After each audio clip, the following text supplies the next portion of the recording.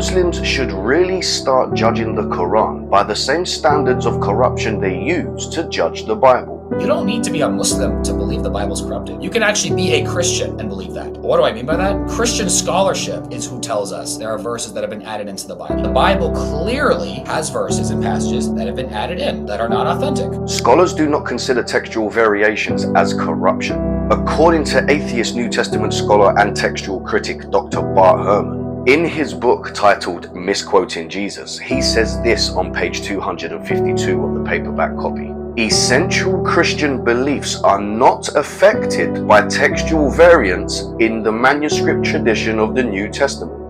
That means the New Testament message has not been changed. Most Muslims aren't even aware of the simple fact that every handwritten piece of ancient antiquity has textual variations, and the Quran is not a special exception. As proven during my conversation with Al Yemeni, a member of the Dawah team from Speaker's Corner.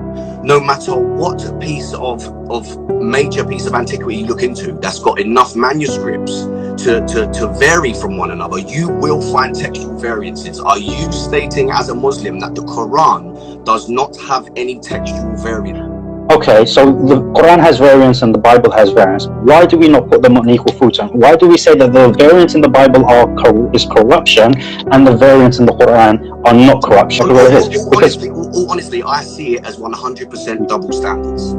I agree. Okay, so once I explain, hopefully you'll see why it's not a double standard.